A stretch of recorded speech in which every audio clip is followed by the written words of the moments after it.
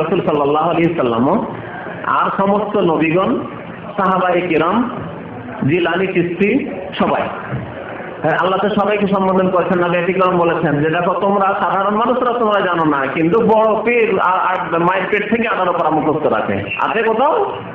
আল্লাহ বলছেন আল্লাহ খালাকাকুম মিন তুরাব, আল্লাহ তোমাদেরকে মাটি থেকে সৃষ্টি করেছেন, কিন্তু সৃষ্টির সময় তোমরা কিছুই জানতে না। পৃথিবীতে যখন মায়ের পেট থেকে ভূমিষ্ঠ এসেছিলে লা তা'লামুনা শাইআন, কিছুই জানতে না। শাইআন মানে সামান্য কিছু জানতে না, কিছুই জানতে না।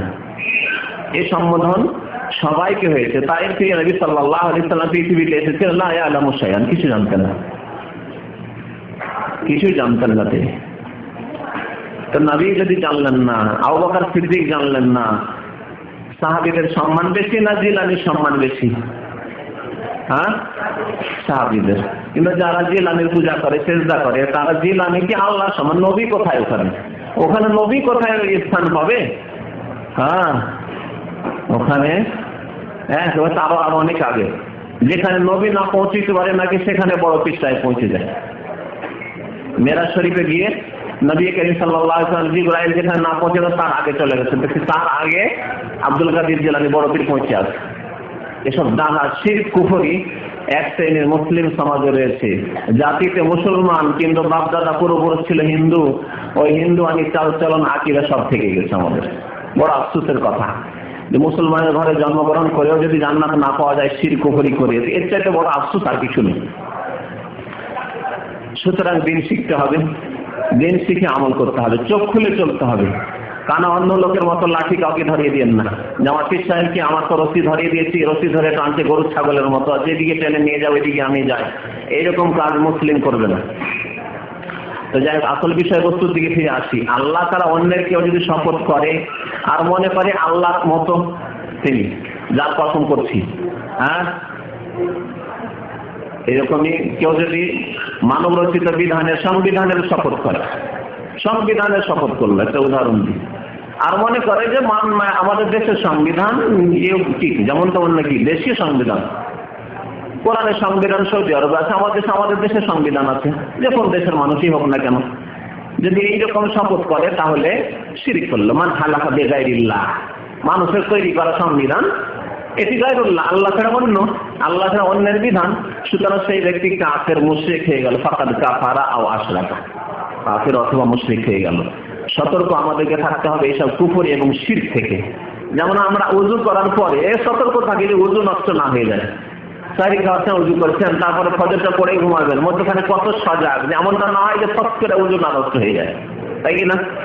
কত সজাগ হয়ে আছেন, ওযু নষ্ট হয়ে গেলে নামাজ হবে না। এই জন্য শুধু নামাজটা হবে না, একটি শুধু ইবাদত হবে না, ওযু নষ্ট হয়ে গেলে ফজর নামাজটা হবে না। সজাগ হয়ে আছেন, খাওয়া দাওয়া করছি, পেট তো ভারী হতে চলেছে, এমনটা না হয় যে ওযু নষ্ট হয়ে গেল, একটু লম্বা হয়ে শুইবে না, শুইলে যদি ঘুম চলে আসে তাহলে যে গেল ওযু গেল, আবার ওযু করতে হবে। কত সজাগ আপনি আপনার ওযুর হেফাজতের ক্ষেত্রে। তো ওযু নষ্ট হলে এই নামাজ কি হবে না? যে নামাজটা পড়ার আপনি নিয়ত করেছেন যে একটু পরে আমি নামাজটা পড়বো, তার জন্য আপনি কত হেফাজতে ওযুটাকে রেখেছেন। আর যদি আপনার ঈমান নষ্ট হয়ে যায়, আপনার ইসলাম নষ্ট হয়ে যায়, তো কোনো ইবাদতই কবুল হবে না।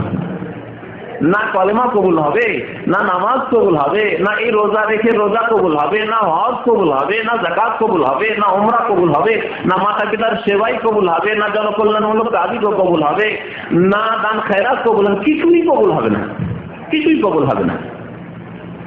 মহান আল্লাহ রাব্বুল বলছেন লাইন আশরাকতা লা ইয়াহবাতান্না আমালুকা। হে নবী মুহাম্মদ সাল্লাল্লাহু আলাইহি সাল্লাম, তুমি সারা বিশ্বের মানুষকে সতর্ক করে দাও যে আমি মুহাম্মদ রাসূলুল্লাহ, আর আমিও যদি শিরক করি তো আমার আমল তো আল্লাহ রাখবেন না, ধ্বংস করে দেবে। লাইন আশরাকতা, হে নবী মুহাম্মদ সাল্লাল্লাহু আলাইহি ওয়াসাল্লাম, তুমিও যদি শিরক করো রাসূলুল্লাহ হওয়ার পরেও, তাহলে তোমার সমস্ত আমল ধ্বংস হয়ে যাবে।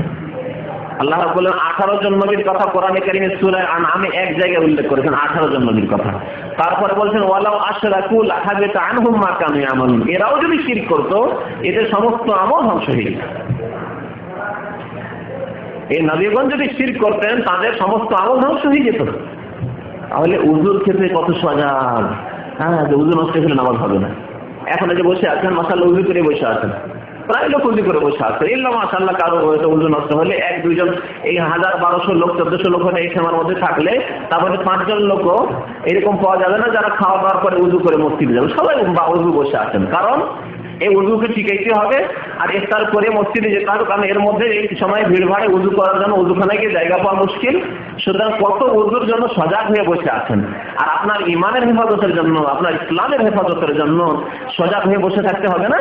হ্যাঁ, এক শ্রেণীর লোকেরা দরবেশ সেজে এসে আর পীর মুরব্বী সেজে এসে আলখাল্লা জুব্বা লাগিয়ে এসে বলে অমুক মাজার শরীফ ছেলে মেয়ে হয় না, তো সন্তান সন্ততি হয় না, ও বিয়ে 10-12 বছর হয়ে গেল, যাও অমুক দরবারে একবার হাজিরা দিয়ে এসে চলে গেলেন আপনি।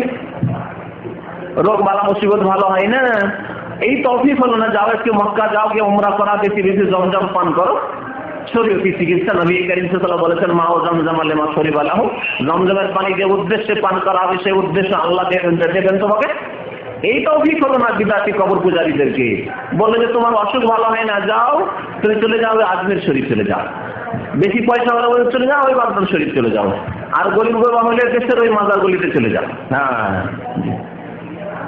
আপনি চিন্তা করলেন যে আমার ইমান যে চুরি করে নিল, ডাকাতি করে নিল, আমার ইমান, আমার ইসলাম, আমার নামাজ রোজা হজ যাকাত কিছুই করবে না, সমস্ত সারা জীবনের আমল ধ্বংস হয়ে গেল, চিন্তাই করলেন না। সজাগ হতে হবে।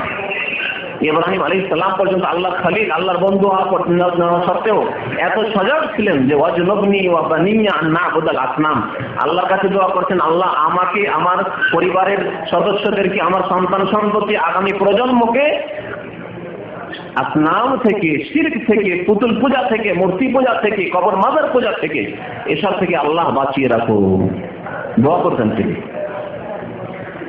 ইব্রাহিম তাইমি রাহমাতুল্লাহ আলাইহি বলছেন ওয়ামাইয়া আমানুল বালা বাদা ইব্রাহিম, ইব্রাহিম আলাইহিস সালাম যদি এত শিরকে ভয় করেন তাহলে আমাদের কত ভয় করা উচিত, কত ভয় করা উচিত, জানি না কখন অজান্তে শিরক হয়ে যেতে পারে। সুতরাং যদি কেউ আল্লাহর সমতুল্য সমকক্ষ মনে করে আল্লাহ ছাড়া অন্যের কসম করে তাহলে সে বড় মুশরিক হয়ে যাবে। আর যদি মনে করে যে না আল্লাহ রাব্বুল আলামিনের সমতুল্য কেউ নেই, ওয়ালাম ইয়াকুল্লাহু কুফুয়ান আহাদ, বিশ্বাস আছে, ওয়ালাম ইয়াকুল্লাহু কুফুয়ান আহাদ, আল্লাহ সমতুল্য সমকক্ষে কেউ নেই, তবে তিনিও বড়, তিনিও বড়, সেজন্য তার কসম করলেন, শপথ করলেন, বা সেই বস্তুটিও বড় গুরুত্বপূর্ণ তাই তার শপথ করলেন, তাহলে ছোট মুশরিক হয়ে গেলেন।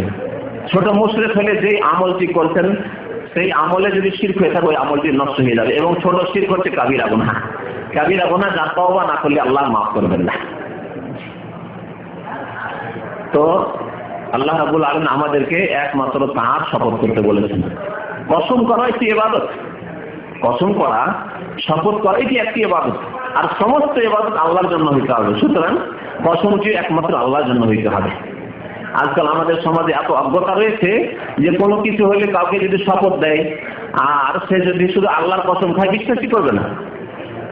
চুরি হয়ে গেছে, এই ঘটনাগুলি এখানে বেশি হয়, মাল সামান চুরি হয়ে গেছে, তখন কারো উপরে সন্দেহ হয়ে গেছে, বা গোটা রোমের যত লোকেরা রয়েছে তাদের সবাইকে কসম করাচ্ছে, আর সবাইকে কোরআন নিয়ে কসম করাবে, আর না হলে বলবে তোমার বাবার কসম করো, তোমার মায়ের কসম করো, এগুলি করলে বিশ্বাস করবে। আর যদি বলে আল্লাহর কসম করে বলছে আমি নিয়ে বিশ্বাস করবে না, বলছে এই চোর আছে, এই যে বাবার কসম খেতে চায় না, মায়ের কসম খেতে চায় না, এই কোরআন হাতে নিতে চায় না, তার মানে এই চোর আছে। এই হচ্ছে মুসলিম সমাজের অজ্ঞতার হাল, এই অবস্থা। এইরকম মশলা মশলা আমাদের কাছে কত আছে। একজন লোককে সন্দেহ করেছে চোর বলে, অথচ চুরি করেনি, এসে কেটে কেটে বলছে আমি করবো, আমাকে বলছে কোরআন হাতে নাও, না হলে তুমি চোর, তোমাকে এত টাকা দিতে হবে, আমার চুরি হয়েছে, আর না হলে মারধর চলবে, তার কোরআন হাতে নিতে হবে, এই অবস্থা।